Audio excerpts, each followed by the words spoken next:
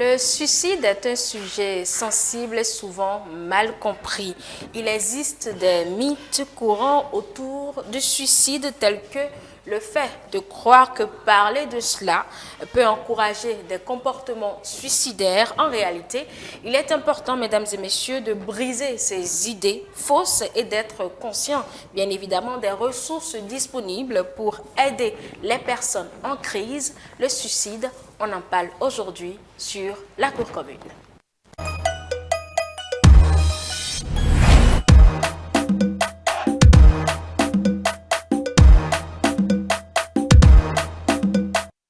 Le suicide sous les tropiques, un sujet tabou, c'est le thème du jour avec notre invité, le psychologue André Alironou. André, vous vous levez pour venir? Merci. Oui. Vous étiez confortablement assis, c'est pas de l'autre côté qu'on veut faire l'émission. Allez, installez-vous maintenant. Suivez, bonjour Nadège, oui, venez. Et puis, on va s'installer confortablement cette fois-ci pour démarrer les échanges avec déjà le mot du jour et également notre thématique que je vous rappelle avec plaisir, le suicide sous les tropiques, un sujet tabou. On va comprendre ce cri de détresse et pourquoi également, comment aider ces personnes, les signes auxquels il faut faire attention. Voilà, entre autres préoccupations que nous allons aborder. À tout de suite. Bonjour André Alironou. Bonjour, chers téléspectateurs, ça va très bien. D'accord. Nadège, il y a 2 jours, bonjour. Bonjour Angèle. Ça va? Ça va. Vous êtes guéri? Ça va. D'accord. Alors, on vous écoute. Bon, comme l'indique notre thématique aujourd'hui, nous parlerons du suicide. Le suicide qui s'écrit S-U-I-C-I-D-E, c'est un genre masculin. Il nous vient du latin sui, de soi, et caedere, tuer. Il a 3 sens. Le premier sens, c'est... Dans le premier sens, on dira que c'est l'acte de se donner volontairement la mort. Dans le second sens, c'est une action de détruire soi-même, son autorité, son crédit. Pour ne citer que ça. En exemple, on dira cette proposition de loi est un suicide politique. D'accord. Dans le troisième sens, en apposition à un nom, il indique une action dans laquelle l'exécutant sacrifie sa vie. On parle d'opération suicide. D'accord. Merci beaucoup Nadège. Il vous arrive d'avoir des idées suicidaires? Ah non. Je n'ai pas dit de vous suicider. J'ai dit des idées suicidaires. C'est vrai qu'on déprime, mais pas jusqu'à ce point-là. D'accord. André va nous faire la différence entre le suicide et avoir des idées suicidaires. Quand on dit les idées suicidaires, c'est forcément pour se donner la mort, non? Le terme, il y a un sens propre et un sens figuré, je pense. Oui. Évidemment. Déjà, comme elle a bien expliqué, hein, le suicide, c'est se donner la mort. Et mettre fin à sa vie. Et comme on le dit, ça a plusieurs sens. Au sens propre, c'est vraiment mettre fin à sa vie, trouver les moyens pour arrêter de respirer, tout simplement. Au sens figuré, ça peut être, vous aviez posé des actes ou des actions qui vous discréditent, qui font que voilà, vous n'existez pratiquement plus dans votre domaine ou dans voilà, votre emploi, dans votre famille, aussi, voilà, etc. Au sens. Maintenant, avoir des idées suicidaires, c'est souvent on dit il a envie de se donner la mort. Il réfléchit à des moyens pour mettre fin à sa vie. Donc, on n'est pas encore passé à l'acte, mais on pense à comment faire pour réussir ou pour y arriver. On peut avoir des idées suicidaires comme des idées à conséquences désastreuses, comme je le disais, mais c'est pas la mort tout de suite. C'est pas la mort sur la personne. Par exemple, tu fais quelque chose que toi-même tu sais que ça risque c'est mauvais et la conséquence est un non-retour, une action bon, non-retour. Ça, ce sont des facteurs de risque. Ah bon? On peut mettre ça dans les facteurs de risque. Tu poses des actes ou des comportements et tu sais que c'est assez dangereux. Je risque de perdre la vie, mais tu t'y mets parce que peut-être pour toi, peut-être entre guillemets, ta vie ne vaut pas la peine ou tu penses que si tu te sacrifies pour la cause, ça peut aller. Alors, André Alirono, vous venez d'expliquer ce que c'est que le suicide. Alors, pourquoi certaines personnes y pensent? Ben, déjà, il faut dire que ce sujet passe souvent pour un tabou. Surtout dans notre contexte socio-culturel africain. On est là, on pense que le suicide, ça n'existe pas sous nos cieux. C'est une thématique d'ailleurs. C'est chez les Blancs. L'Africain ne se suicide pas. On ne veut même pas interroger la question. La preuve, scientifiquement, il y a peu d'écrits ou de recherches sur le sujet. Mais les professionnels savent que ça existe bel et bien. D'ailleurs, l'OMS a décrété sous peu que l'Afrique est le continent le plus suicidaire. C'est ce que je voulais dire. J'ai lu un document comme ça de l'OMS. Je ne sais plus si c'est l'OMS ou l'ONU. L'OMS, l'Organisation mondiale de la santé, l'Afrique est le continent le plus suicidaire au monde. Le Bénin, pour ma part, mon pays, n'est pas loin du taux mondial.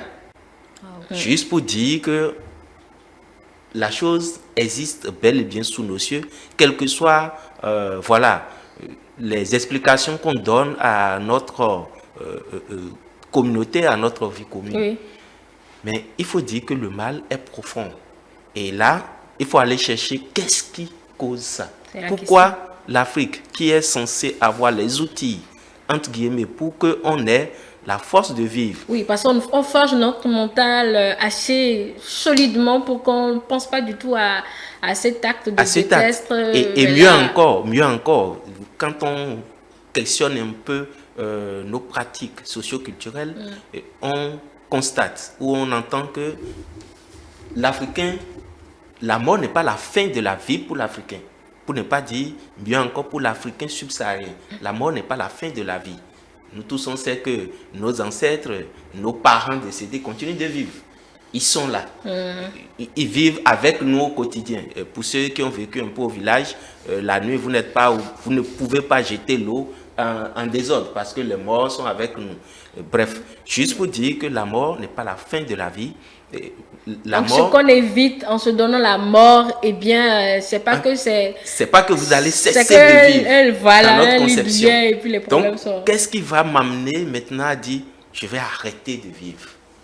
Je vais arrêter de vivre. Ça veut dire que les facteurs de risque sont ailleurs, et les causes sont ailleurs, il faut aller les questionner. Pour que l'OMS déclare... Évite en se donnant la mort, eh bien, c'est pas que c'est... C'est pas que vous allez cesser de vivre. Voilà, dans notre conception. Et puis les problèmes donc, qu'est-ce qui va m'amener maintenant à dire, je vais arrêter de vivre?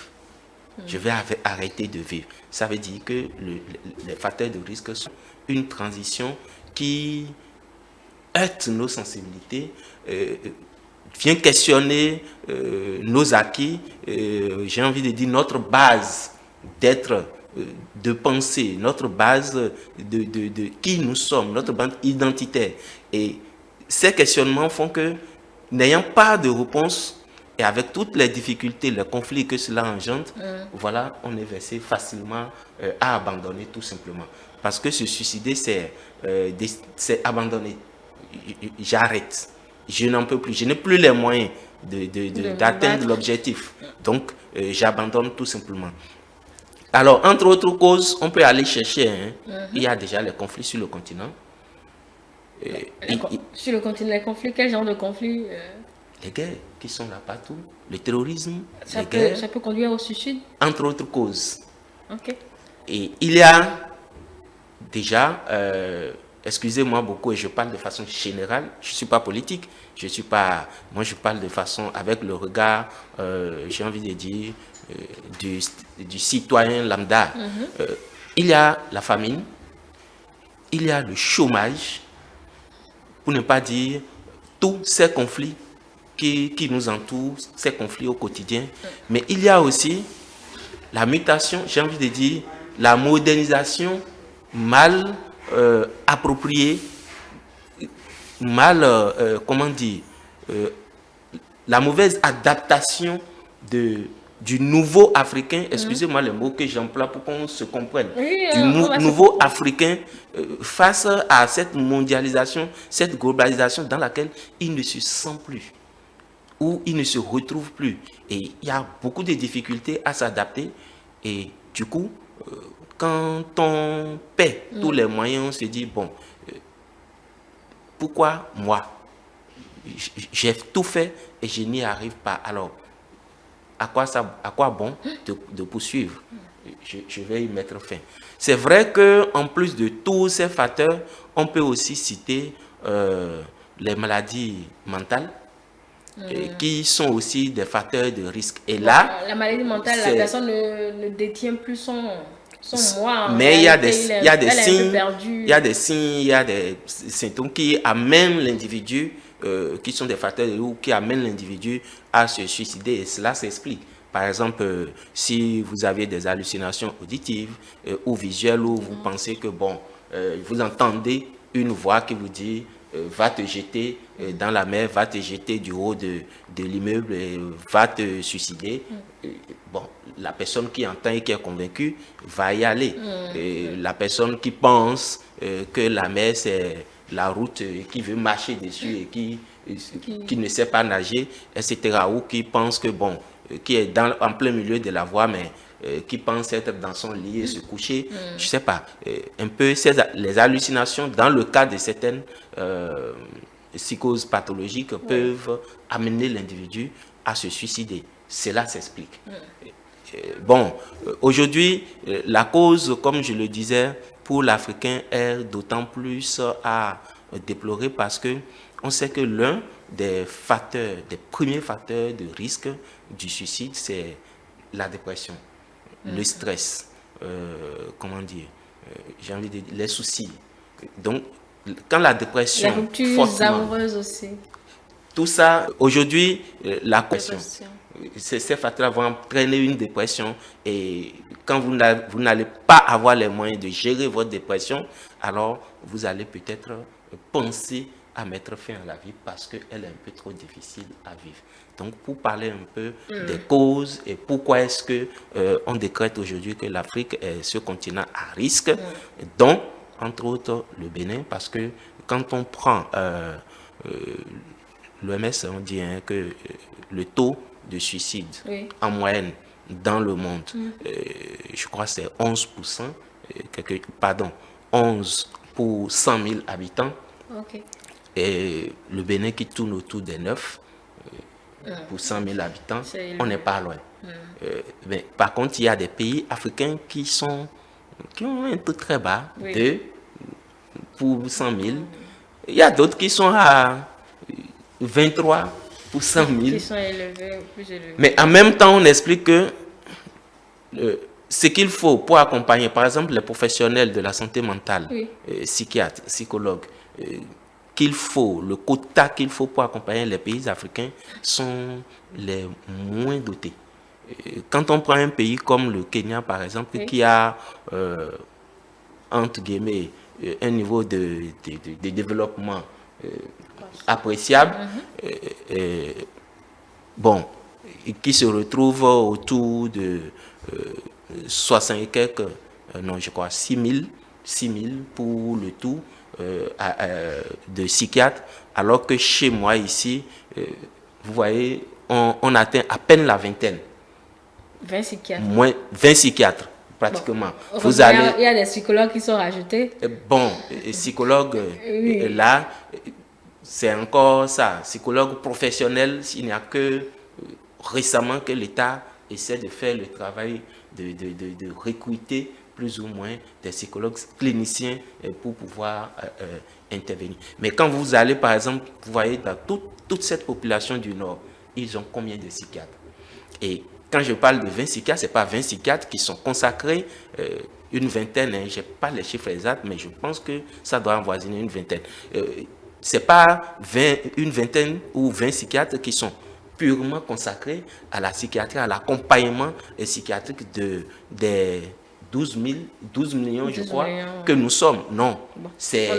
On aura le chiffre exact bientôt après les résultats du recensement en cours. Si on a augmenté ou diminué, on ne sait pas encore. Ce sont des professeurs d'université qui sont appelés à d'autres tâches et qui, entre guillemets, doivent à eux seuls courir par-ci, par-là. Donc, juste pour dire ce que j'explique là, c'est que on est très mal nanti. Voilà, parce qu'il n'y a pas les accompagnateurs réellement pour du écouter. Coup, donc, le mal prend de l'ampleur. Il prend de l'ampleur, mais il n'y a pas la réponse qu'il faut pour vraiment essayer non seulement de prendre en charge, mais aussi de mettre en place des stratégies de prévention.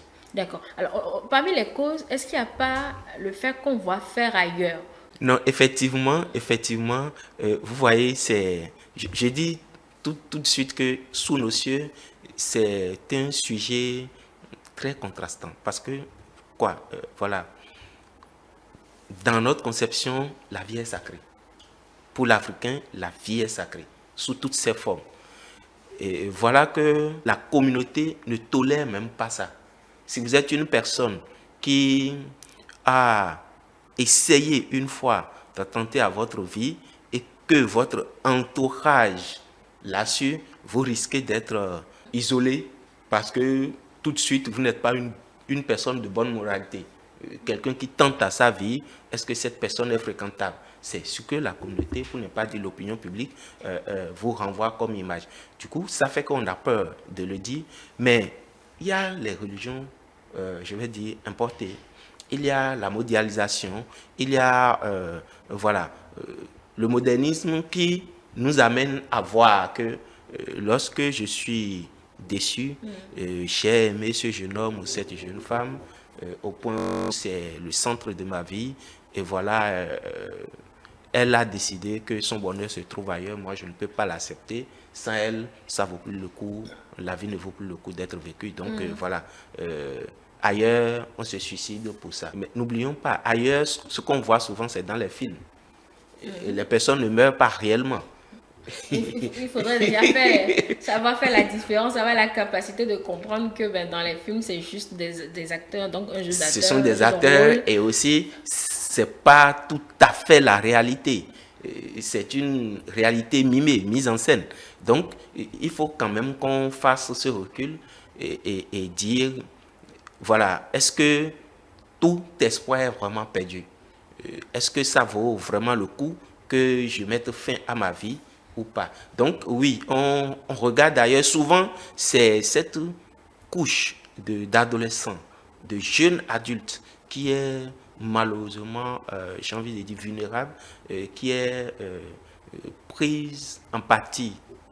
Ne sait pas de justifier les jeunes, mais qui est malheureusement prise en partie, qui est prise au piège par ce phénomène d'écouter ce qui se fait ailleurs, et de vouloir faire comme on fait ailleurs, sans compter sur ses propres moyens, sans tenir compte de son environnement et des moyens que l'environnement met à sa disposition. D'accord. Est-ce qu'il y a des signes qui alertent souvent l'entourage que telle ou telle personne veut se donner la mort, des signes auxquels on doit faire attention pour donc aider ces personnes-là?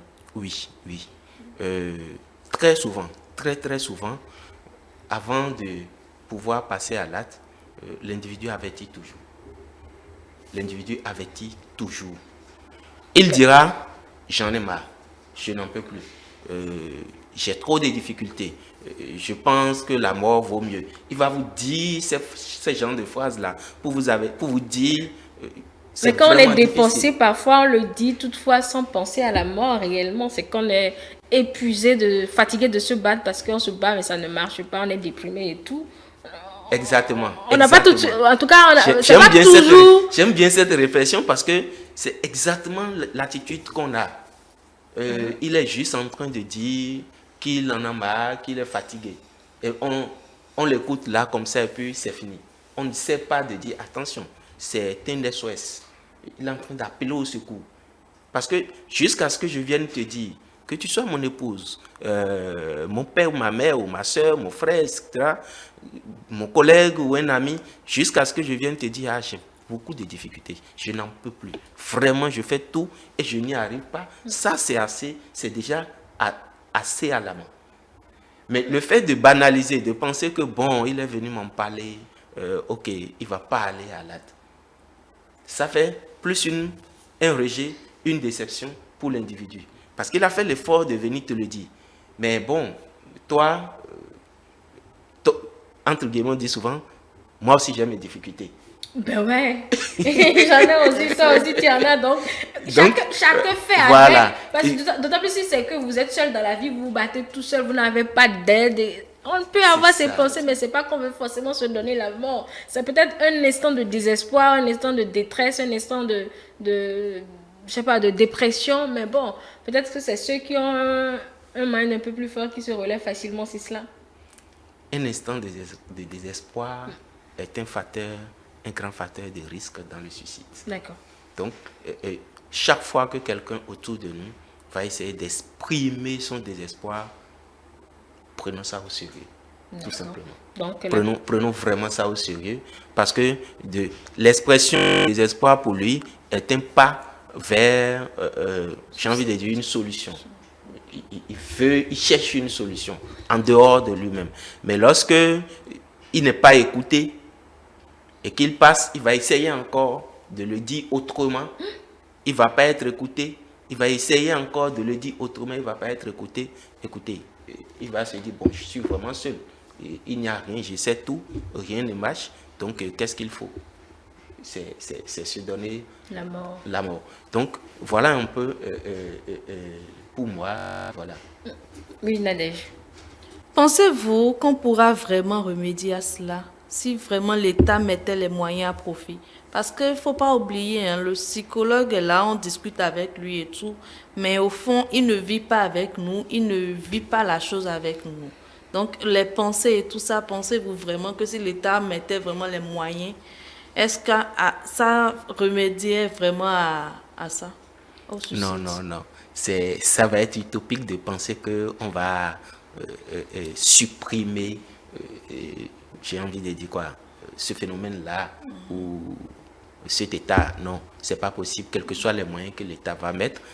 Je pense qu'il faut aller chercher non seulement la politique, oui, les moyens, oui, mais l'éducation et aussi vraiment une certaine stratégie de vie et qui va diminuer les risques de suicide. On ne peut pas supprimer parce que, vous l'aviez dit, on est individuel et chacun vit. Et chacun a ses difficultés.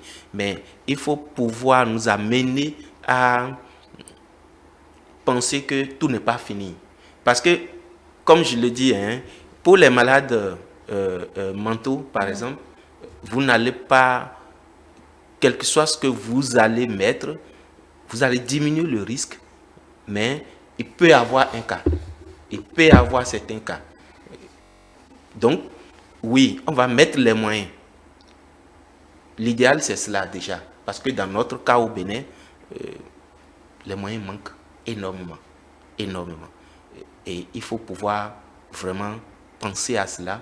Bon, quand je dis Bénin, parce que je suis au Bénin.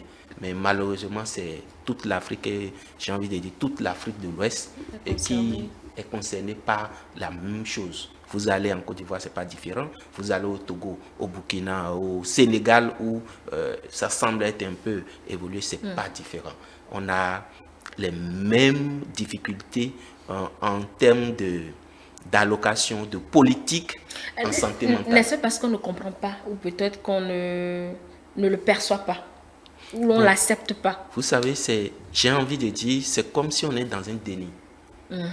La politique, hein, les politiques africaines, c'est comme si nous sommes dans un déni parce qu'on parle de santé mentale. On parle de santé mentale. Vous l'avez dit au début, l'Africain ne se laisse pas si facilement. Nous sommes en santé mentale. Oui. Et ici, c'est vrai, l'Africain a déjà ce point fort de l'individu est pour la communauté, l'individu vit dans une communauté qui le protège, qui l'accompagne, et qui lui donne les outils pour s'en sortir. Vous n'êtes pas seul en fait, vous vous sentez accompagné. Et quoi que vous fassiez, vous dites, il y a des gens autour qui m'écoutent, qui me regardent et qui peuvent aussi, m'accompagner. Mais en même temps, cette même communauté ne tolère pas du tout que vous puissiez penser à mettre fin à votre vie. Cette même communauté, lorsque cela arrive, pas des difficultés, peut-être parce que vous ne vous êtes pas entendu, cette même communauté à des pratiques qui vous découragent, même au-delà de la mort. Il semble, hein, je n'en sais rien, mais je pense fortement qu'il y a des communautés qui, lorsque vous mourrez par exemple par pendaison, vous n'avez pas le même enterrement que celui qui est mort simplement dans son lit. Parce que vous avez brisé un interdit, je pense. C'est ça. Et on essaie Il y a des de... considérations socioculturelles. Voilà. On ne va pas vous enterrer de la même manière. Et en même temps, lorsque vous aviez essayé une fois et que vous n'avez pas pu, votre rapport avec la société change aussi, le regard sur vous, au fur et à mesure, les choses deviennent de plus en plus difficiles.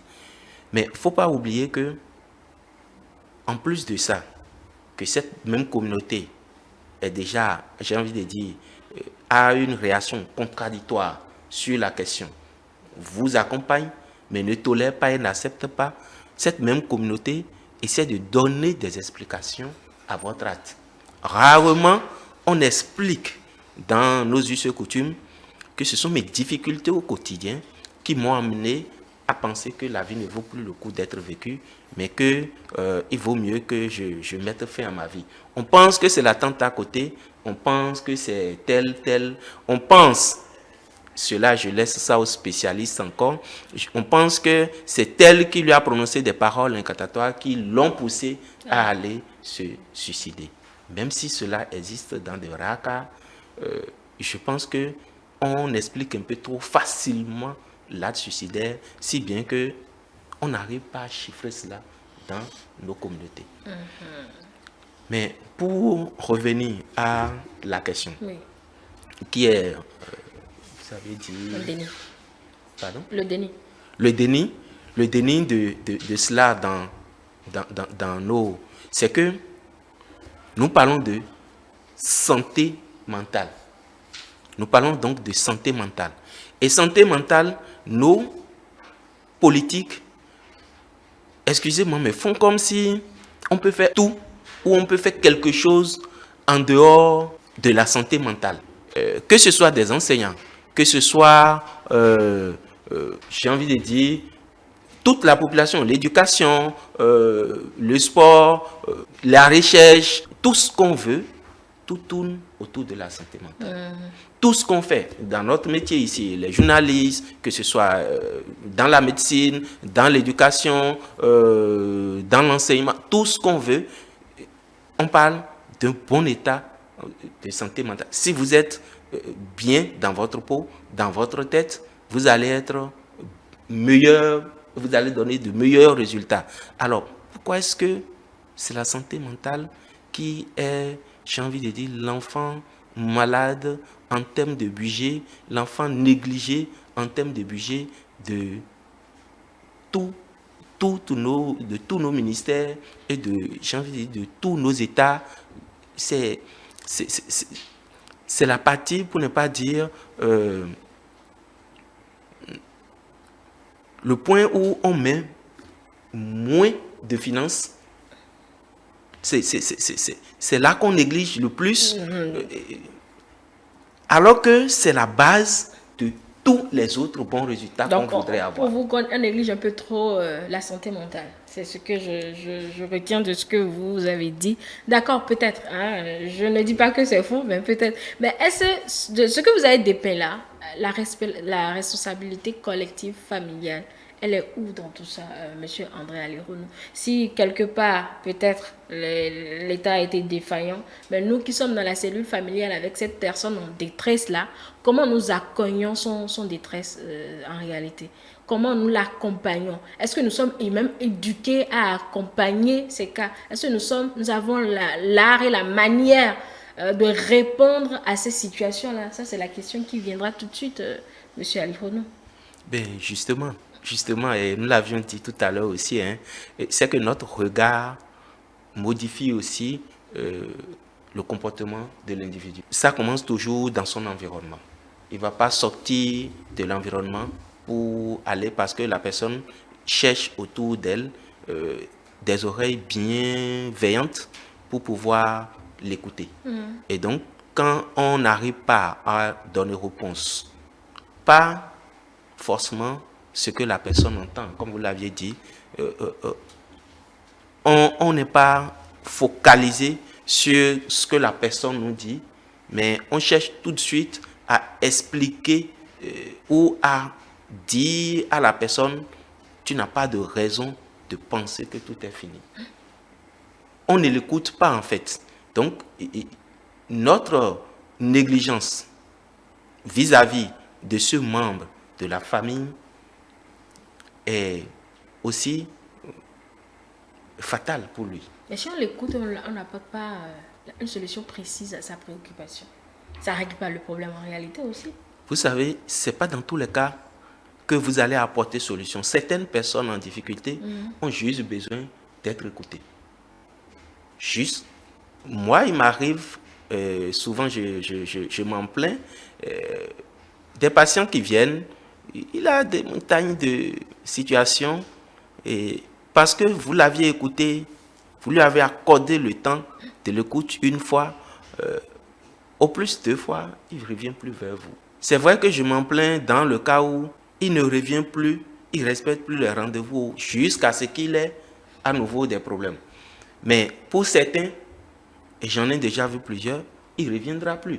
Il ne cherchait que cette écoute-là. Et à la fin, il est là à vous remercier. Vous-même, vous êtes surpris à dire, mais qu'est-ce que j'ai fait d'ici extraordinaire? C'est-à-dire, en l'écoutant, bon, quand on dit écouter, ce n'est pas aller croiser les bras et le laisser bavarder pendant 1 heure, 2 heures, non. Mais en l'écoutant, vous l'amenez à chercher ou à trouver, à mettre le doigt sur les solutions et à prendre la résolution de dire, ben, ce n'est pas la fin. Vous l'amenez à voir le bout du tunnel, en fait. Donc, il faut pouvoir écouter. Quand vous négligez ou que vous faites comme un non-lieu, mieux encore, il y a un adage souvent, bon, pas adage, expression qu'on a souvent l'habitude de dire, c'est que celui qui veut se suicider ne prévient pas. Si tu avais vraiment envie de te suicider, tu ne serais pas venu dire, ben, moi je vais me suicider. Tes collègues qui veulent le faire sont déjà au cimetière, donc va les rejoindre. Quand on dit ces choses-là, on banalise un peu, on montre à l'individu que bon, ce que tu dis n'a pas d'importance. Ou moi aussi j'ai mes problèmes. Tu penses que c'est toi seul qui as des problèmes? Et souvent c'est la famille qui est aussi dure comme ça avec l'individu. C'est l'environnement qui est aussi dur avec l'individu. Je ne veux pas dire que l'individu n'a pas choisi la bonne personne à qui parler dans la famille. Parce que c'est comme si je dis, vous êtes accidenté en circulation et il faut chercher le bon citoyen qui circule pour vous secourir. Non. La première personne qui vous voit doit pouvoir vous secourir. Lui, il dit les signes. Vous êtes en circulation, vous voyez quelqu'un qui est tombé, la moto sur lui avec du sang, vous descendez de bon sens et vous l'aidez. Vous avez vu des signes d'accident. Lui, il vous dit, j'ai des difficultés. Mais vous pensez qu'il n'est pas encore suffisamment tombé, non. C'est seulement que la moto est à terre, lui-même il est sous la moto, ce n'est pas encore grave. Quelqu'un d'autre viendra l'écouter. C'est en fait ce comportement que nous avions qui plombe davantage l'individu et qu'il faudrait éviter. Autour de nous, il y en a, et nous sommes plusieurs à être déprimés, à avoir des soucis au point de baisser les bras. Et nous sommes en même temps, ce même nombre, à chercher la solution immédiate autour de nous. Donc, c'est nous qui sommes autour, qui devons faire un peu plus attention à prêter oreille et à chercher solution avec l'individu. De tout ce qu'on a dit jusque-là, il y a une succession de questions, André Alirono. Parce que celui qui est en détresse, il vient dire à l'autre, j'ai tel problème, j'ai envie de me suicider, j'ai envie de me donner la mort. Moi qui l'écoute, mais je me demande pourquoi il pense à ça. Lui, il pense que moi, je n'ai pas de problème. Pourquoi moi, je ne pense pas à cet extrême-là et lui, il pense à ça. C'est tabou parce qu'il y a ces questions-là auxquelles personne ne répond en réalité. Et si on ne répond pas, je pense qu'on aura toujours ce problème-là dans la société. Et l'objectif, c'est de répondre à ces préoccupations-là pour qu'on puisse accepter la chose et y pallier. Non, je vais te dire tout de suite, ça, tu fais très bien de poser la question parce que toi aussi, tu as tes problèmes, d'accord. mais c'est lui qui vient te parler de ses problèmes. Mais pourquoi il pense à Et la mort? c'est pas de toi qu'il s'agit, mais de lui. Exactement, je suis d'accord. Peut-être ces problèmes sont un peu plus élevés que tes problèmes. Pas forcément peut-être. Pas forcément peut-être. Mais il s'agit de lui. C'est là que le travail est important. Quels que soient tes problèmes. Le psychologue que vous venez voir a aussi des problèmes. C'est aussi un individu, une personne qui vit dans une société. Mais je ne veux pas appeler les gens à être tous professionnels, non. Mais pour le peu que l'individu vous fait confiance, ou le destin, j'ai envie de dire, le destin l'a conduit vers vous pour vous exprimer sa difficulté. Je pense que le cadeau que vous pouviez faire en ce moment, c'est de mettre un voile sur qui vous êtes, si je peux parler comme ça. De vous oublier pour lui. De vous oublier totalement et de ne pas rentrer en comparaison, de ne pas penser que, bon, moi j'arrive à surmonter les miens, mais pourquoi lui vient me parler, m'aider avec ces petits problèmes-là? Non, on en a eu plus que ça. C'est lui qui a des difficultés. Et quand on dit lui, c'est une identité, un individu qui a reçu une certaine éducation, et qui est né, grandi dans un environnement et qui rencontre une situation et qui connaît la difficulté de pouvoir passer cette situation. Vous pouvez être dans le même cas et passer bien, comme lui peut être dans votre cas où vous avez des difficultés et lui va passer bien. Juste pour dire que on est unique. Et donc ne prenez pas parce que vous avez des situations, vous arrivez à trouver des solutions et que lui, il est censé aussi pouvoir trouver des solutions. L'une de ces solutions, pour ne pas dire l'une des voies pour aller vers ces solutions, c'est vous. Si vous pouvez l'écouter, vous l'écoutez. Au mieux, vous n'êtes pas disponible à l'écouter, orientez-le. Encouragez-le à aller vers quelqu'un d'autre qui peut l'écouter. Vous n'avez pas peut-être les moyens de lui payer une thérapie, une écoute, un entretien. Vous pouvez ne serait-ce que lui donner le contact de quelqu'un. Si vous faites ça déjà. Mais se mettre à le sermonner, à lui dire, mais prends-toi au sérieux, tu es un homme là, tu es ci, tu es ça. Je vais vous dire, dans les statistiques, on dit, les femmes, 4 fois plus que les hommes, ont des idées suicidaires. Mais les hommes, 4 fois plus que les femmes, se suicident. Ok. Donc les hommes passent plus vite à l'acte que les femmes. C'est ce que ça veut dire. Oui, parce que je n'en dis que l'homme ne pleure pas. Et on te met à te sermonner alors que toi tu as un problème également. Juste pour vous dire que ce qu'il vit, jusqu'à ce que l'individu l'extériorise, c'est un SOS. C'est déjà que ses moyens, ses ressources personnelles ont été étouffées. Donc, il s'est senti handicapé. Il ne trouve pas seul les moyens de pouvoir répondre à la situation. Donc, il va vers l'extérieur. Nos croyances deviennent aujourd'hui nos propres handicaps qui nous conduisent à ces genres de situations. Si je dois résumer ce que vous avez dit. Font partie, oui. Font partie. Oui, Nadège. Monsieur Alironou, votre intervention a poussé ma curiosité. Et je voudrais savoir quelle est la procédure de prise en charge pour ces personnes en cas de besoin d'écoute et qui ont cette intention de se suicider. Ben, la procédure est simple. Lorsque la personne a déjà tenté une seule fois, je pense que c'est l'hospitalisation, pas des professionnels. Il faut aller vers l'hôpital. Lorsque la personne a déjà tenté une fois, quel que soit le moyen, il faut vraiment chercher à hospitaliser cette personne, à lui obtenir, j'ai envie de dire, une aide professionnelle. Il ne faut pas garder pour dire, nous allons l'entretenir, nous allons en parler, on va l'amener vers tel oncle qui va mieux l'écouter, il ne va plus. Ce n'est pas évident. Ça peut venir accompagner la prise en charge structurée, la prise en charge médicale, ou pour ne pas dire professionnelle. Le soutien familial va forcément venir renforcer ça. Maintenant, pour quelqu'un qui a des idées suicidaires, qui est venu vous en parler, comme je l'ai dit tantôt, c'est si vous êtes en mesure de parler, d'échanger avec la personne et de l'amener à voir, comme je le disais, le bout du tunnel, faites-le, mais soyez très prudents. Dans ce cas, il faut forcément une forte surveillance. Vous devez devenir, je ne vais pas abuser de mots, l'ombre de la personne. Parce que passer à l'acte, c'est une question de fraction de seconde.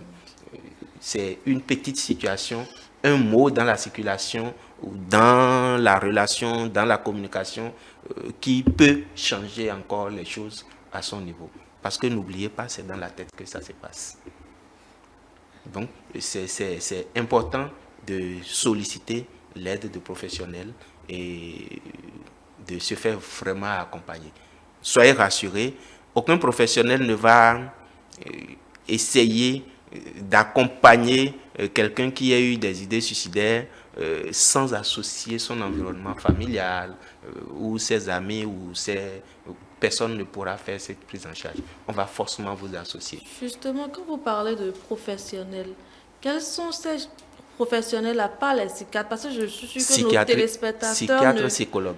Les téléspectateurs ne savent pas réellement qui aller voir en cas de besoin. C'est le moment de dire... Parce que quand on parle de psychiatrie, le seul centre qu'on connaît, vous-même vous le connaissez. C'est le seul. Mais le centre, permettez-moi, je ne suis pas le chargé de communication du centre, mais le centre national de psychiatrie de Cotonou, bon, il y a le centre Diaco là, mais il y a aussi le CNHU. Il y a une unité de psychiatrie au CNHU aussi. Ce ne sont pas des centres qui sont dédiés aux fous. Il faudrait qu'on brise déjà ces idées à le dire. C'est tout individu. J'ai dit, la santé mentale est universelle, c'est tout le monde. Pour ma propre santé mentale, c'est important. Un peu comme on fait un bilan de santé somatique, là, je vais physique, santé physique, on va à l'hôpital pour contrôler. Aussi. Bien sûr, c'est important. Ne dites pas, je ne me sens pas encore.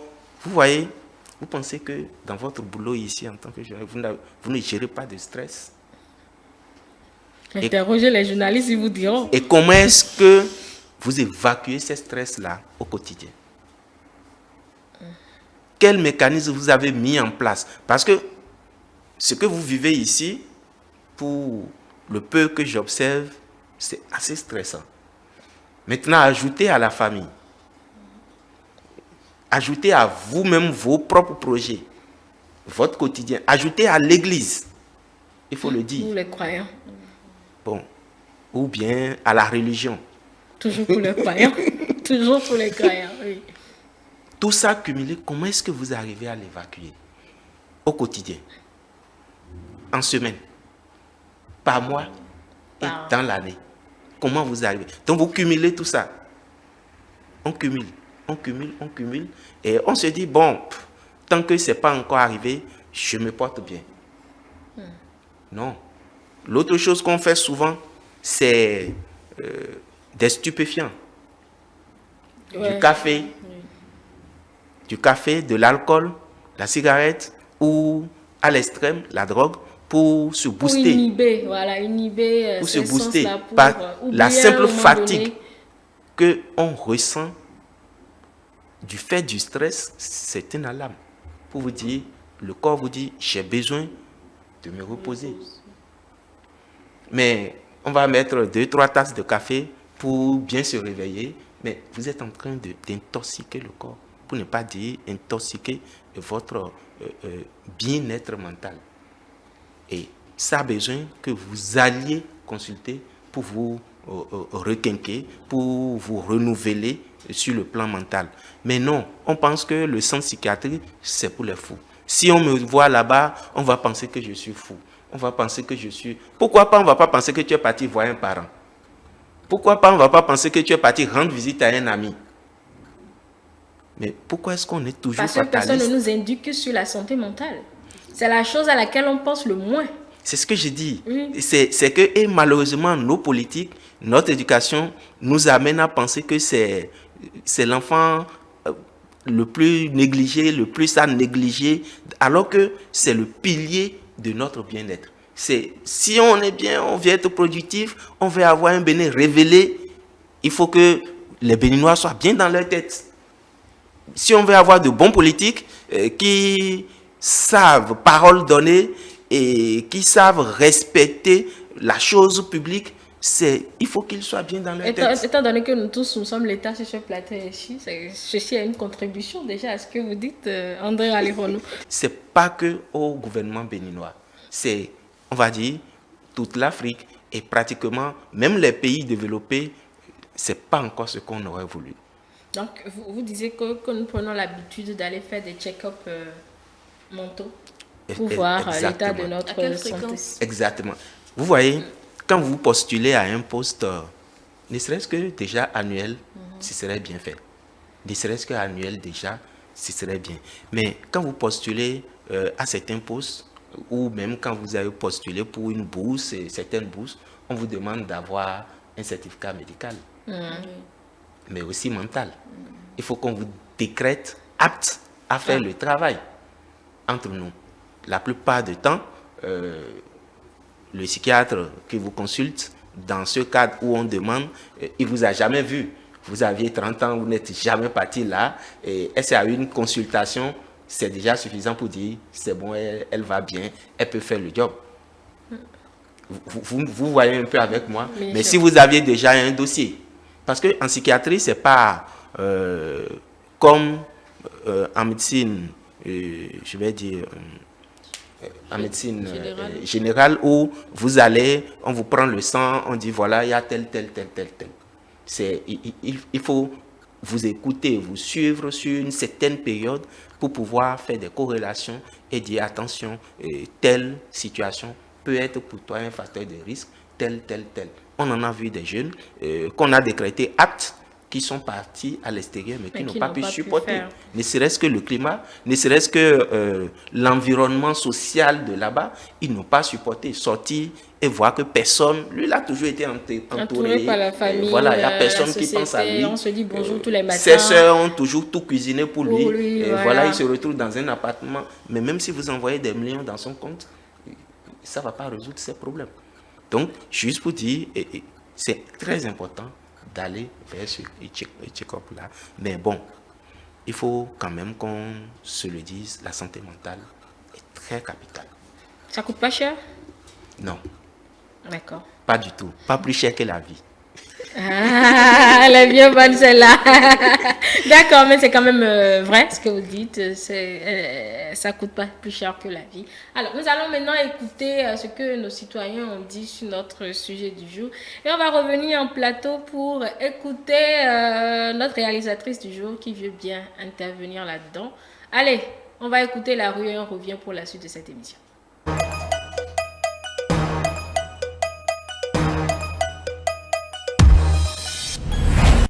Le suicide, c'est l'action d'une personne qui se tue elle-même. Les raisons sont multiples. Bon, ça dépend des problèmes de ces personnes-là. Problèmes de vie, peut-être vie de couple, si la personne-là vit en couple. Ça peut dépendre des problèmes de couple, des soucis, mais des problèmes antérieurs à sa vie. Je ne pense pas que ce soit à cause de la pauvreté que cela se multiplie en Afrique. C'est des problèmes personnels. Ce que je pense, c'est des problèmes personnels. Peut-être qu'ils dépassent la personne. Et ça l'amène jusqu'à ce que je pense, c'est la sensibilisation. C'est la sensibilisation. Il faut sensibiliser les gens. Que les problèmes ne dépassent pas les gens dans la vie. Nous sommes dans une vie où il y a des hauts et des bas.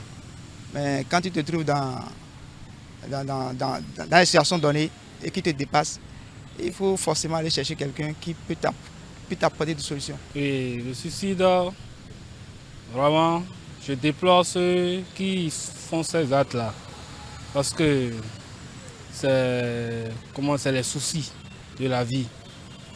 Et que je tiens à dire, c'est manque du respect aux parents, le fait de ne pas écouter les parents, les conseils des parents, le fait on se croit déjà trop âgé par rapport aux parents, donc on se croit tout est permis, donc faire de n'importe quoi. C'est ça alors que c'est les parents doivent écouter les parents, comme la Bible a dit, honore ton père et ta mère. Donc c'est le manque d'écouter les parents qui amène les soucis et le manque de ne pas apprendre quelque chose. Parce que si je n'ai rien appris, je dois voler et que bon, Si je n'ai pas trouvé à voler, et si j'ai des problèmes, je vais avoir des soucis. Pour finir, si j'ai des dettes, je vais faire comment? Si je meurs, si on peut m'attraper pour ces dettes-là. Ils ont voulu, ils ont choisi mourir. À ce côté, ils ont choisi mourir parce que ce n'est pas un fait en soi. Si j'ai des dettes, ce n'est pas un fait en soi. Mon frère, pour te dire vrai, l'Afrique n'est pas pauvre, surtout le blé n'est pas pauvre. Parce que toute chose, c'est l'organisation. Je peux vendre de bioata, mais si je m'organise, je vais avoir de l'argent. Toute chose dans la vie, c'est l'organisation. Donc c'est un manque d'organisation, surtout le Bénin.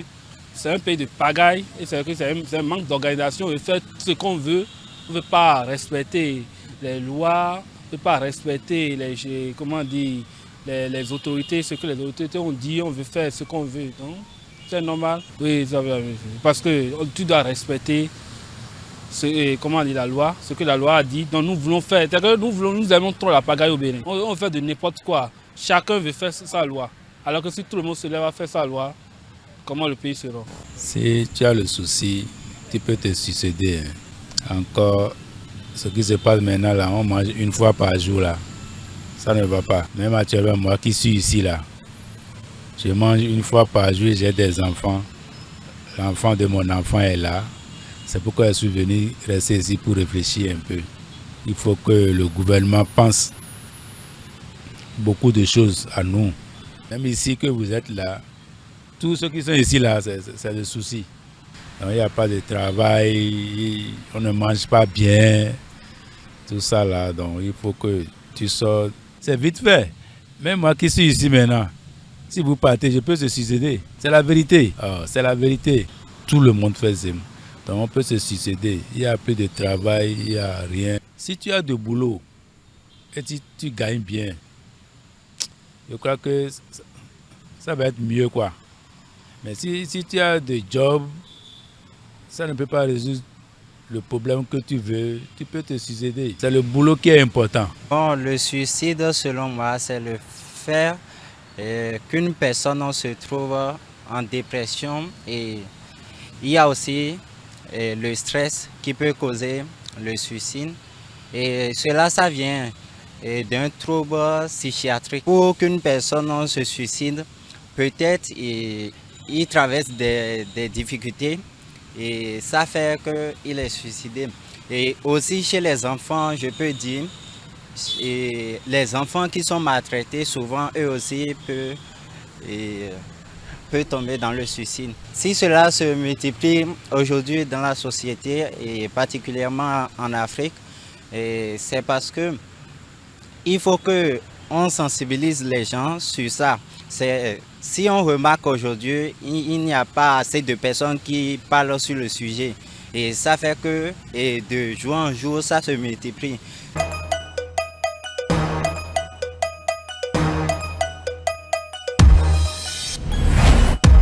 André Alironou, voilà des gens qu'on a écoutés. On les a pris dans des aires de repos. Et il y a M. Amoussou qui est intervenu dans cet élément qui dit que même là, lui, il est où il est. Si quand on l'interroge, on s'en va et puis lui, il peut se suicider parce qu'il a tellement de problèmes. Le boulot, ça ne marche pas. Il mange une fois par jour selon ses dires. Les enfants doivent aussi manger. Vous voyez, c'est que nous sommes tous presque dans la dépression, André Alironou. C'est un fait réel en réalité. Je vous remercie déjà pour le reportage parce que ça vient confirmer un peu ce qu'on était en train de dire sur le plateau depuis un moment.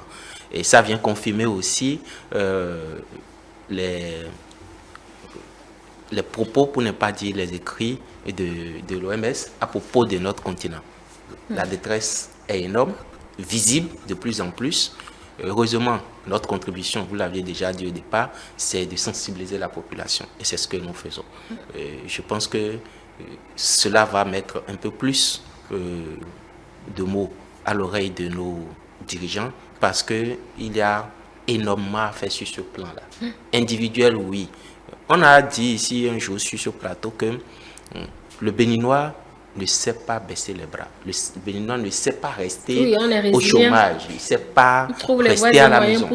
Il fait quelque chose, il force quelque chose. Donc, je pense que c'est un point fort sur lequel il faut s'appuyer. Maintenant, si je sais, et que, comme l'a dit M. Amoussou dans le reportage, je me décarcasse, mais je n'y arrive pas, quelle autre solution? Alors que je sais que c'est pas impossible. On peut y arriver si j'ai un coup de pouce. Mais le coup de pouce ne vient pas. En fait, c'est là que la détresse Oui, parce vient. qu'il n'y a personne pour nous aider. Le coup de Tu as pouce envie ne de vient faire pas. une pause, réfléchir pour te relancer. Mais pendant cette pause-là, les enfants qui doivent manger, là, ils vont manger comment? Qui est là pour les aider? La famille qui t'attend, la femme qui t'attend. Le boulot ne marche pas. C'est... Et vous On voyez, est voué à il y a, soi-même. il y a souvent dans certains facteurs aussi, hein, un des facteurs, on dit souvent, les jeunes, certains jeunes ou certaines personnes addictes aux stupéfiants ou aux drogues ont des comportements suicidaires et vont rouler à grande vitesse, dangereusement dans la circulation. Mais vous voyez un ZEM, je n'excuse pas, vous voyez un ZEM qui a toutes ces difficultés, qui a des enfants à nourrir et depuis la journée, il lui faut faire au moins 2000 francs. Il lui faut faire 5000 parce qu'il doit quand même donner la part du propriétaire. Il doit réparer la moto, mettre de l'essence. Mais il n'y arrive pas.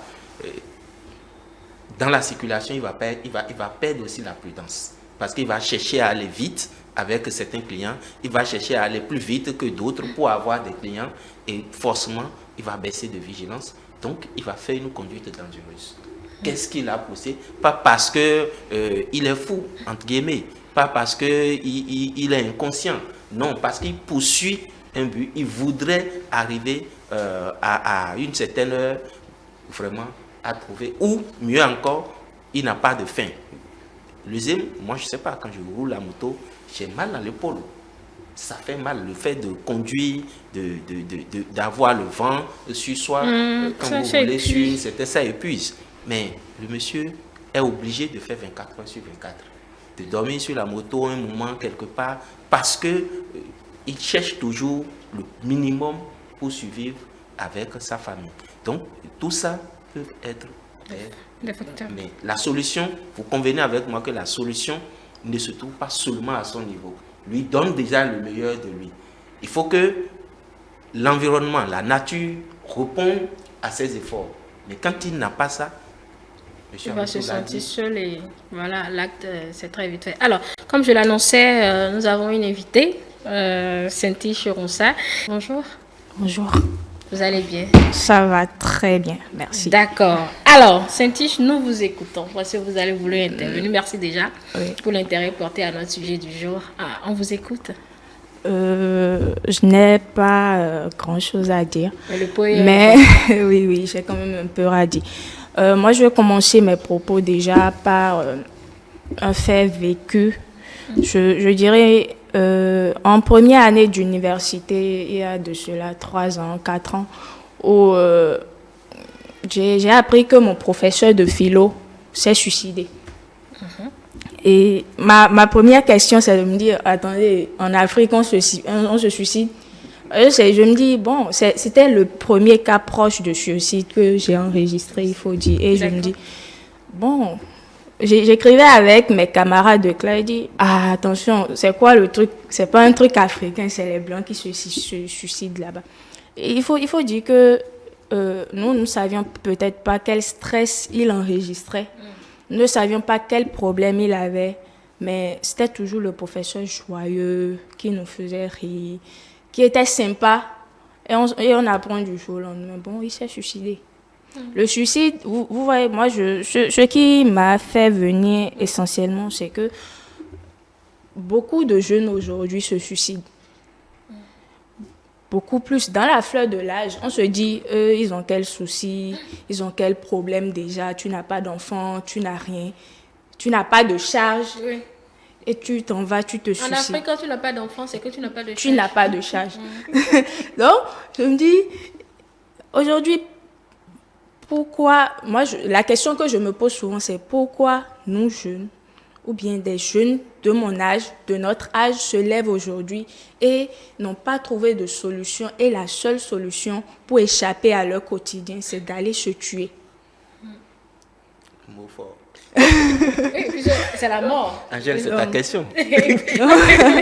Donc, c'est vraiment problématique et c'est ce qui devrait nous inquiéter. Moi, je pense que quand on parle de facteurs de suicide et tout, je pense qu'il faudrait définir aussi qu'il y a des cadres qui nous poussent très vite à aller vers ce choix-là.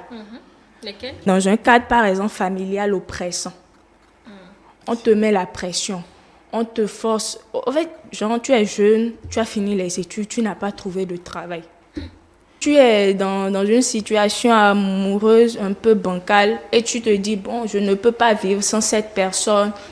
Et plein d'autres trucs qui amènent des personnes à se suicider. Moi, je me dis, en tant que jeune, en tant que personne, quand on a des situations qui viennent à nous dépasser, ou bien on a des situations qui nous touchent à un certain niveau, Oui. je pense que trouver une personne à qui se confier, ou bien trouver quelqu'un à qui dire, écoute, je ne vais pas bien. C'est un premier pas pour se dire, au moins je me décharge. Oui. C'est vrai, nous tous, nous avions nos problèmes. Même moi, même quand je navigue sur les réseaux et je vois quelqu'un dire, écoutez, ça ne va pas, je prends le temps de lui écrire. Parce que je ne te connais peut-être pas, mais sur le moment, parler de tes problèmes à une personne que tu ne connais même pas, en sachant que la personne ne peut pas fuiter ce que tu lui as dit, en sachant que, bon, vous ne vous verrez même jamais, peut atténuer un peu tes sentiments le et poids tes de ce que pensées tu et portes. le poids de... Il faut aussi dire qu'aujourd'hui, la dépression chez les jeunes sont légion en fait. Et le fait d'accumuler des petites déprimes deviennent de grosses dépressions. Oui. Et la conclusion à cette dépression, quand tu n'as pas trouvé de solution, quand tu ne t'es pas traité, C'est le suicide. C'est le suicide et on y pense très vite. oui. Donc c'est un peu ça. Merci beaucoup, Saint-Tiche, pour cet apport. Elle a mis l'accent sur quelque chose de particulier. L'écoute. Qui doit écouter? Quand demander à être écouté? Et quand cette personne sera-t-elle disponible à écouter? Que faisons-nous dans cette direction-là pour nous aider mutuellement? Voilà donc, Monsieur Ali Ronou, des préoccupations majeures. Saint-Tiche, ne partez pas d'abord. Bien sûr, bien sûr. Et Saint-Tiche a posé deux questions. Et la première, c'est, elle a parlé de l'environnement oppressant, l'environnement parental oppressant. Et pourquoi est-ce que ce sont les jeunes aujourd'hui qui sont, avec les statistiques, les jeunes, la jeunesse est la population la plus touchée par le suicide. Jeunes d'abord parce que la jeunesse, l'adolescence ou jeune adulte là, c'est une période très sensible, vulnérable, une période très sensible et où l'individu est très vulnérable, fragile, j'ai envie de dire.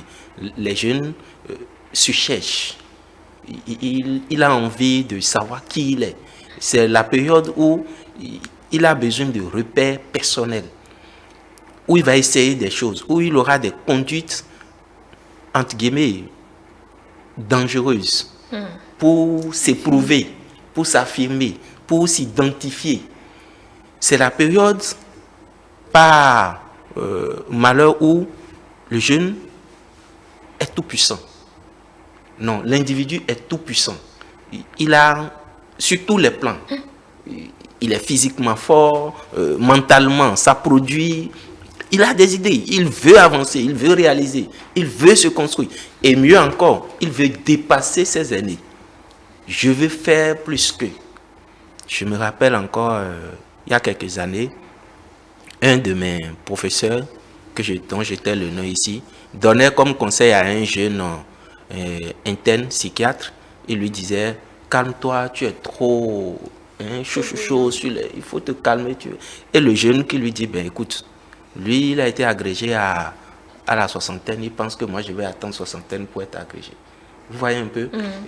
Juste pour dire, lui, il a déjà ses objectifs. Il veut finir avec les choses. Donc, il y va avec beaucoup de...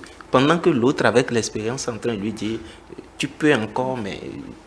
Donc, bref, c'est une période qui nous amène à vraiment oser, à booster, à sortir. Ça nous expose en même temps. Et c'est une période, j'ai dit, de vulnérabilité où on est très fragile. Les échecs, on ne les tolère pas. Les rejets, on ne les tolère pas. Donc, si mes parents ne peuvent pas être pour moi un appui, bon, est-ce qu'ils il mérite d'être parent. Est-ce que cette fille qu'elle a de plus, ou qu'est-ce que l'autre a de plus que moi pour qu'elle m'abandonne pour lui? C'est beaucoup de questions, beaucoup de frustrations que le jeune n'encaisse pas.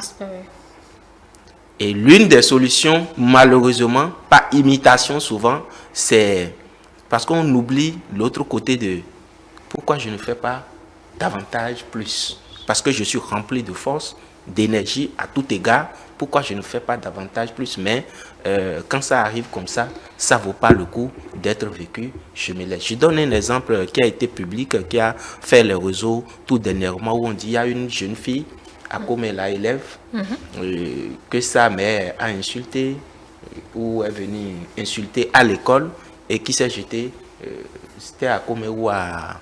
J'avoue que je n'ai pas suivi, donc je n'ai pas ça en tête. J'ai pas suivi une élève qui s'est suicidée à l'école en se jetant du 2e étage. Ah bon? J'ai pas lu. C'est passé dans les réseaux entre-temps, ou parce que sa mère l'aurait humiliée, je crois, à l'école ou à la maison, et elle est venue se jeter du 2e étage de l'école pour se suicider. Vous voyez un peu, c'est un peu cette intolérance à la frustration que nous éduquons, pour ne pas dire que nous inculquons. Je n'accuse rien, la modernisation, le voir-faire. Parce que si on a été suffisamment moulé dans ta vie, tu n'as pas le droit de mettre fin à ta vie. La vie est précieuse, plus précieuse que tout. Même si, après la mort, il y a la vie sur terre, là, on la vit pleinement jusqu'au bout. Si on a été suffisamment moulé dans ça, je pense qu'on n'arrive pas à prendre le dessus sur cette question. Parce que moi, jeune, qu'est-ce que j'ai déjà fait jusqu'à... Souvent, c'est ce qu'on se dit. Et l'autre chose, c'est que pour nos parents, la deuxième question que vous avez soulevée, c'est que pour nos parents, nous sommes un investissement. Pour la plupart de nos parents. On a fait le sujet ici sur la vieillesse, les adultes et tout ça. Mais les parents qui ont pensé que l'enfant, comme hier, est un champ qu'on laboure, on investit dedans. Et arrivé à un certain moment, l'enfant doit pouvoir, on doit pouvoir récolter les fruits de notre investissement, on doit récolter nos fruits. Ces parents ont du mal avec le développement normal de l'enfant. C'est-à-dire le rythme d'évolution de l'enfant lui-même. Mais eux, ils ont un rythme qu'ils voudraient que l'enfant respecte. Peut-être qu'ils n'ont pas mis tous les moyens pour que l'enfant atteigne le niveau qu'il doit atteindre au moment où eux, ils n'auront plus de force. Mais ils veulent tout de suite, vous l'aviez si bien dit, ils veulent des résultats. Mais est-ce qu'entre-temps, tu as mis les moyens depuis qu'il avait 3 ans jusqu'à ses 21 ans? D'autres enfants, d'autres jeunes, à 24 ans, ont déjà leur master, sont en train de préparer leur doctorat, ce sont les parents qui ont mis les moyens. D'autres, à 21 ans, sont déjà dans une fonction, ont déjà un emploi et arrivent à s'auto-suffire, s'auto-gérer. Mais toi, je n'accuse aucun parent, mais voilà que tu n'as pas mis ce qu'il faut comme il faut. L'enfant s'est débrouillé, vaille que vaille, il t'a compris, il a compris tes moyens et il a géré jusqu'à 27 ans, à 32 ans, il est encore à la quête d'un emploi. Ce n'est pas le moment de lui mettre encore plus la pression parce que vos forces s'amenuisent. C'est le moment de toujours rester dans l'écoute. Il faudrait qu'on revienne souvent sur ça. L'individu qui est devant toi, quel que soit qui tu es, sache que c'est une personne à part entière différente de toi. Lorsque tu ne vas pas arriver à faire la démarcation entre lui et toi, que chaque fois tu vas prendre sa place, tu ne seras plus à ta place de parent. Lui ne sera plus à sa place d'enfant. Et si tu veux respecter ta place de parent, tu vas lui laisser sa place d'enfant. Et si tu respectes sa place d'enfant, tu comprendras que c'est lui qui est là et non toi. Tu répondras selon lui ses difficultés. Et souvent on dit, dans son intérêt. Donc, ton enfant qui a 35 ans, qui ne s'est pas encore marié, ou qui n'a pas encore d'enfant, qui n'a pas encore d'emploi, Voilà un autre facteur de stress. qui n'a pas encore d'emploi, il faut comprendre que pour lui-même, l'individu qui est dans la C'est situation, un problème. Il c'est en est difficile. conscient. Et l'aide qu'il pourrait apporter, qu'il pourrait avoir, c'est que toi, tu lui montres que tu le comprends, mais que tu es prêt à l'accompagner. Mais lorsque tu lui mets la pression, non seulement tu ne le comprends pas, mais il se sent rejeté. Et il se voit incapable parce que tous ces efforts qu'il fait au quotidien, ce sont des efforts qui ne sont pas appréciés. Du coup, est-ce que ça vaut le coup de poursuivre encore dans ces mêmes efforts? Non. Il faut changer de stratégie. Quand il va changer de stratégie, il va pas être compris. Ainsi de suite. Et ça, vous l'envoyez dans un cercle vicieux d'échecs. Alors que quand vous comprenez avec lui, et comme on le dit, c'est depuis le bas âge. Quand on a pris, c'est pas toutes les situations, toutes les initiatives qu'on prend qui sont des échecs. Il y a des initiatives qu'on prend, on a besoin un peu d'encouragement pour pouvoir réussir, mais malheureusement, nous-mêmes, on baisse les bras parce qu'on n'a pas été accompagné comme il faut. Donc je pense que le travail à faire ici, c'est à notre niveau, à chacun notre niveau, mais surtout au niveau des parents, de comprendre que l'enfant est une entité à part entière, quel que soit son âge. Quel que soit son âge, il faut apprendre à respecter sa propre place de parent et à respecter la place de l'enfant en tant qu'individu, personne. Et si vous voulez réussir, je le dis souvent, quand vous plantez une fleur, tout ce que vous reste à faire, c'est de veiller à arroser. En période de pluie, vous laissez la fleur se débrouiller dans la nature. Et quand il y a la saison sèche, vous arrivez un peu.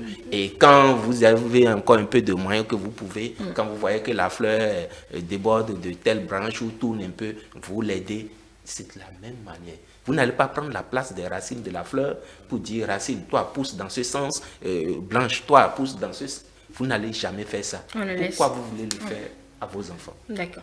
Oui, Cynthia, c'est bon, il a répondu Oui, à vos préoccupations. moi je voulais dire un petit truc. On a fait une émission ici la dernière fois sur la dépression. Oui. Et on parlait aussi de ceux qui sont permanemment en état dépressif. Oui. Il y a des gens qui sont dans cet état-là, avec des pensées suicidaires aussi à l'appui. Vous voyez, ils sont déjà dépressifs, ils doivent utiliser un traitement et en plus de ça, être habités par des pensées, et se tuer, se donner la mort et tout ça. Je me dis, c'est des personnes qui ont besoin, par exemple, d'un suivi. Et pour savoir qu'on est dans un tel état, comment savoir, dans notre milieu ici déjà, que déjà on a du mal à dire, je ne vais pas bien. J'ai besoin de parler à un spécialiste. Et que, en plus du fait que tu es constamment dépressif, tu as les pensées suicidaires. Un simple cachet que nous avons sur notre table de chevet peut constituer pour lui un danger. Un outil, oui.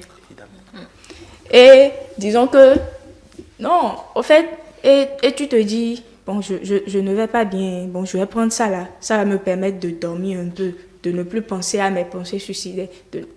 Et cette personne, on le laisse, par exemple, ses parents le laissent, il va louer ailleurs, il vit seul. Ce n'est pas, je pense que c'est problématique, parce que le fait que tu n'as personne pour te surveiller, le fait que tu n'as pas de proches pour prendre soin de toi, malgré cet état où tu dois être constamment, et tu dois être suivi constamment, et le fait que tu viennes à rester seul, et que tu sors en ville, tu vois quelque chose qui te stresse, et que tu reviens, tu restes chez toi, seul, sans problème, et avec tes propres pensées, c'est facile de voir quelqu'un la veille de dire que dans son lit, il est mort le matin, sans qu'on sache la cause. D'aucuns diraient que c'est une mort naturelle, que la tante du village l'a chassé dans son sommeil et tout. Mais on ne comprend pas. Est-ce que toutes ces personnes qui meurent la veille du jour au lendemain, on connaît la cause de leur mort. D'accord. Ok. D'accord. Merci. Je pense aussi que pour un dépressif, c'est pas le laisser à la maison la chose. Non. Non. Un soin quotidien Obligatoire. et tout. Et un Donc, je suivi. pense que... Psychologue en avait parlé tout à Oui, l'heure. je pense qu'elle a posé une question. Vous allez répondre pour qu'elle rejoigne la réalisation. Parce que tel que je vois les crèches déambuler ici, j'espère qu'elle est passée à l'antenne. Sinon, il y a un gros problème. Hein. J'ai affecté la réalisation en même temps. Oui, André. Non. Rappelez-moi la question. Oui, déjà, je s'il vous parle plaît. de ceux qui sont en état de dépression chronique. Oui, Et oui. ce n'est pas le fait de les laisser seuls à la maison qui réglerait leur problème. Non, pas du tout. Et non seulement les dépressifs, mais il faut dire que certaines maladies incurables, chroniques, sont aussi à surveiller. On va parler de VIH, SIDA, toutes ces affections qui amènent le diabète, tout ça, qui vous amènent à prendre des cachets au quotidien, sont des facteurs aussi de stress. Parce que je vais prendre ces médicaments à vie. C'est lourd à porter. Et la dépression, entre autres, oui, c'est l'affection aujourd'hui la plus commune. Et on sait, on dit souvent, une personne sur deux au monde est dépressive. Donc, mais malheureusement, c'est une affection qu'on banalise beaucoup. C'est une affection qu'on pourrait éviter, ne serait-ce qu'en se penchant, et je reviens dessus, en se penchant un peu plus sur le bien-être individuel, sur la santé mentale des populations. Dans tout ce qu'on fait, vous voyez un peu, ce qu'on dit, c'est aussi simple. Dans votre, excusez-moi, à iTélé ici, que le promoteur mette en place des mécanismes pour entretenir votre santé mentale en partant de votre hygiène de vie, de votre hygiène sportive et tout le reste, et qu'il y ait des clubs de parole où entre vous, vous partagez vos difficultés à la réalisation, à l'animation, etc. Ça va diminuer le stress quotidien et ça va vous mettre dans un état de productivité meilleur. Mais bon, malheureusement, on est confronté, selon les gens, à ce que ça va faire des coups. Non, mais ici, il nous arrive des moments d'échange. Il faudrait que ce soit périodique et fréquent. Ce que déplore même le premier responsable, c'est qu'il initie, mais personne n'y prend pas. Vous voyez, voilà. Parce que vous n'êtes pas sensibilisé, parce que vous-même, pour vous, votre santé mentale est secondaire. Moi, à la place de votre promoteur, je veux fouetter fortement ceux qui ne vont pas y prendre part. Parce que si lui il veut avoir des emplois plus productifs, il faut qu'il passe à ça. On mette, parce que s'il y a des promoteurs, la plupart ne le font pas. Si c'est lui qui prend l'initiative, ailleurs, les employés demandent, le promoteur trouve que ça va coûter des moyens. Il y a plein de choses qu'on peut faire sans mettre forcément des moyens. La dernière fois, vous avez convoqué une séance de je sais pas, le vendredi. Oui, sportive pour aller se développer. Pour l'émission.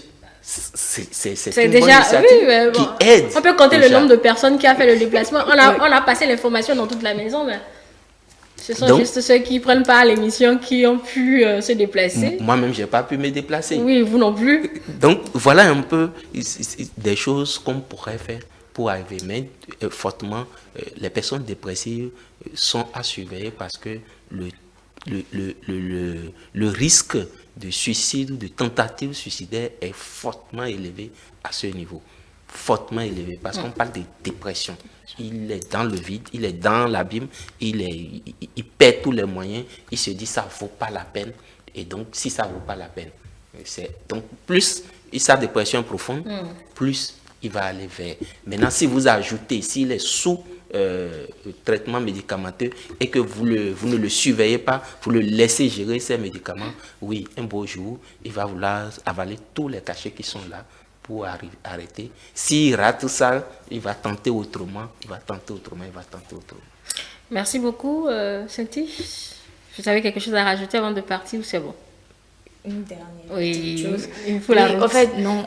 Là, ça me tient vraiment à cœur ce que je veux dire. C'est concernant les jeunes et surtout nos jeunes sœurs qui sont sur les bancs et dans les écoles.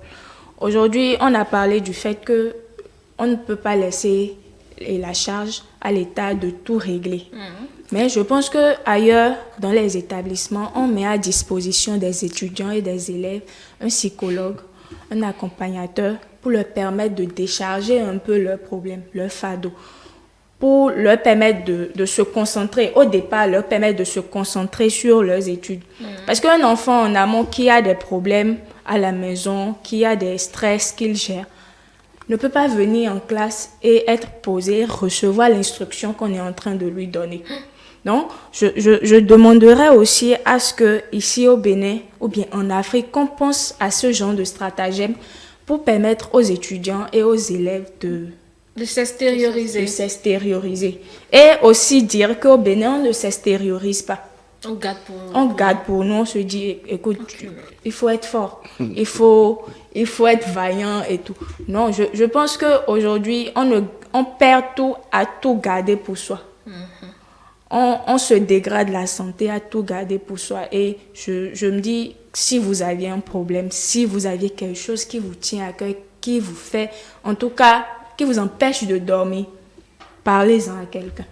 Merci beaucoup. Merci, Saint-Iche Ronsa, pour votre participation. Nous allons vous raccompagner avec cette parole de François Breton, qui est un formateur, enseignant et créateur de la méthode Holo-Synergie. C'est toujours sur le suicide. Le thème, c'est que le suicide n'est pas la solution, parce que c'est comme dormir peut-être. Quand vous dormez, vous oubliez tous les problèmes, c'est vrai, mais quand vous vous réveillez avec les problèmes. Donc le suicide n'est pas la solution.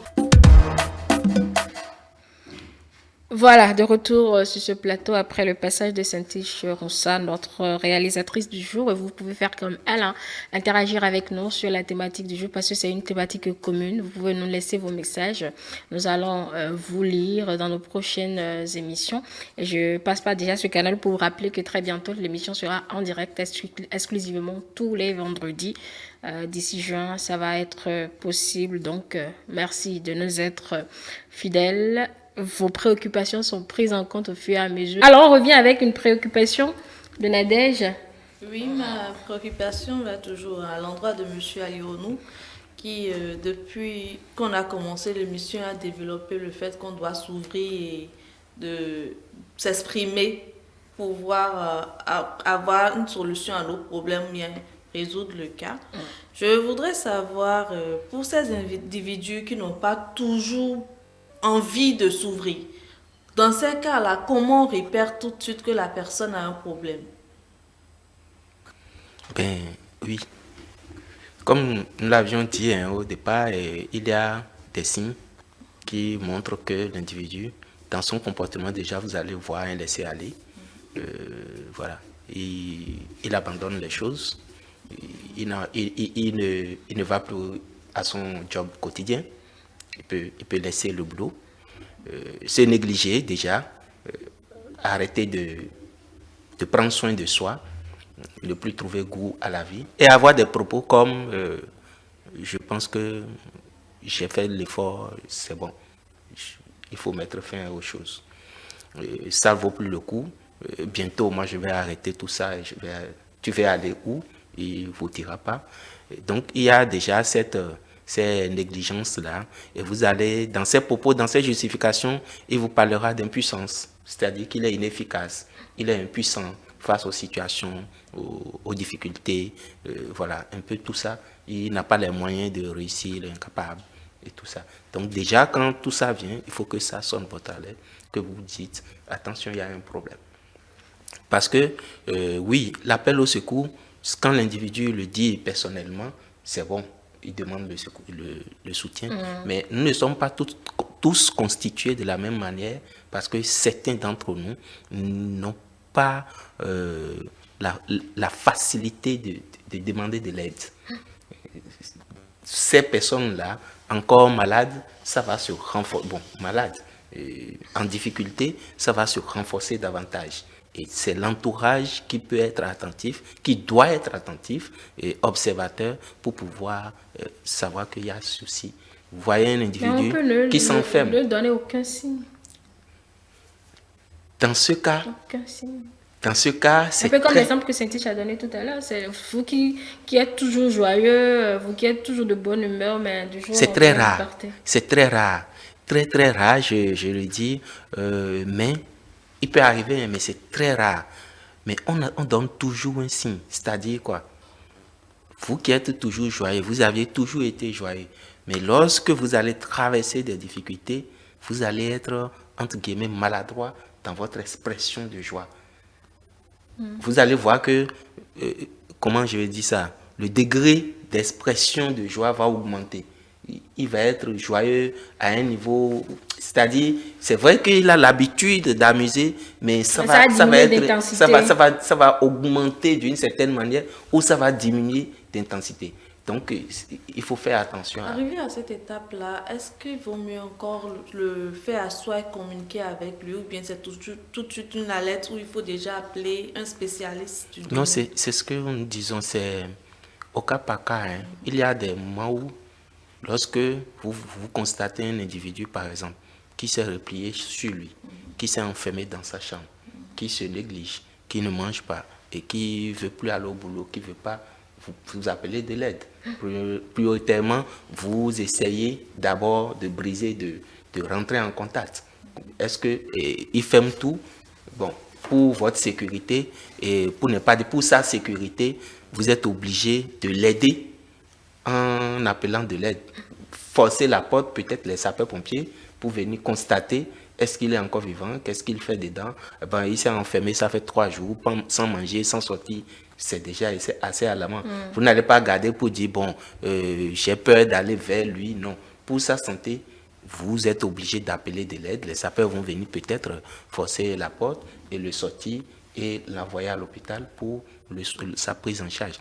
Maintenant, vous voyez un individu comme l'exemple de Saint-Tiche tout à l'heure où c'est lui qui est toujours joyeux. Bon, et puis vous voyez qu'il a diminué d'intensité.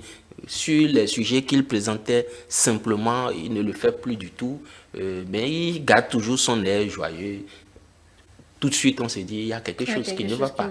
Et suivant notre affinité, on s'approche pour savoir, maintenant, ça dépend de la manière, il va peut-être s'ouvrir, ou vous allez constater une certaine résistance, et vous pouvez alerter autre personne, ou, je ne sais pas, trouver le moyen quand même de dire, mais il va vous alerter d'une manière ou d'une autre. Alors, il est important aussi de savoir comment aborder ces personnes-là qui sont en détresse, parce que quand la détresse, elle est là, et on l'extériorise difficilement, comment aborder pour amener cette personne à se confier à vous? Parce que de tout ce que vous avez dit, l'écoute n'est pas forcément professionnelle, c'est pas forcément un professionnel qui peut écouter. Comment aborder pour être sûr d'apporter son aide à cette personne-là? Voilà, c'est là que tout se joue, parce que le contact, pour lui, va être thérapeutique.